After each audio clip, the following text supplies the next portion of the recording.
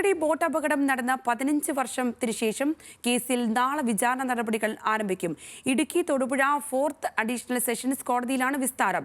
45 പേരുടെ ജീവനെടുത്ത അപകടത്തിൽ 15 വർഷത്തിന് ശേഷമാണ് കേസിന്റെ വിചാരണ ആരംഭിക്കുന്നതെന്നത് ഏറെ ശ്രദ്ധേയം.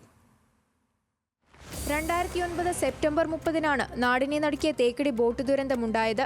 സംസ്ഥാന ടൂറിസം വകുപ്പിന്റെ ജലകന്യക എന്ന ബോട്ടാണ് അപകടത്തിൽപ്പെട്ടത്.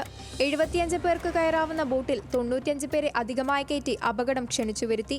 കൂടാതെ ബോട്ടിന്റെ അശാസ്ത്രീയ നിർമ്മാണവും സർവീസിന് അനുമതി നൽകിയതിലെ പാളിച്ചയും അപകടത്തിലേക്ക് വഴിവെച്ചു. കാരണങ്ങൾ നിരവധിയെന്ന് കണ്ടെത്തിയപ്പോഴും 45 പേരുടെ ജീവൻ കയത്തിൽ മുങ്ങിയിട്ടും കേസിലെ വിചാരണ അനന്തമായി നീണ്ടു. 2019-ലാണ് 4722 പേജുള്ള കുറ്റപത്രം സമർപ്പിച്ചത്.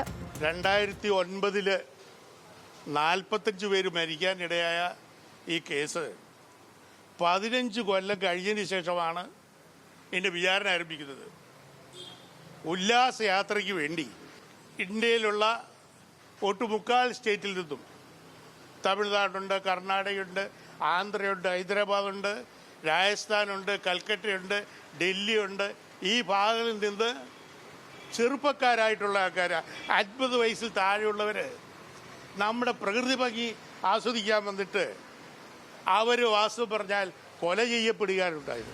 Boat driver Victor Samuel, lascar Aneesh എന്നിവർ 1ഉം 2ഉം പ്രതികൾ. വനം വകുപ്പ് ജീവനക്കാരനായ വി പ്രകാശ്, ബോട്ട് രൂപകൽപ്പന ചെയ്ത എൻ.എ. ഗിരി, മുൻ chief inspector of boats M. Mathew, tourism വകുപ്പ് deputy mechanical engineer Manoj Mathew എന്നിവരാണ് മറ്റ് പ്രതികൾ.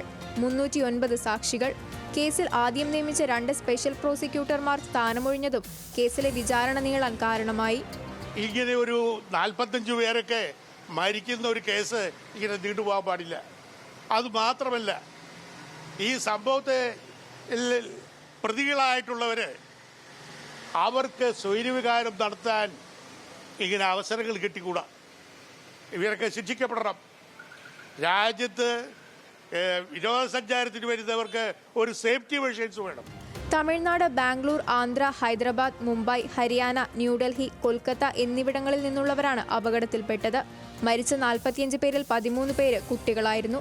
അപകടത്തിൽപ്പെട്ടവർ ഇതര സംസ്ഥാനക്കാരായതിനാലും സാക്ഷിപ്പട്ടിക വിപുലമായതിനാലും കേസിന്റെ തുടർനടത്തിപ്പ് വലിയ വെല്ലുവിളിയാണ്. കേരളം കണ്ട വലിയ അപകടങ്ങളിലൊന്നായ തേക്കടി ബോട്ട് ദുരന്തത്തിന് കാരണക്കാരായവർ ഇന്നും ഉന്നത സ്വാധീനത്തിൽ സംരക്ഷിക്കപ്പെടുകയാണ്. ന്യൂസ് മലയാളം, ഇടുക്കി.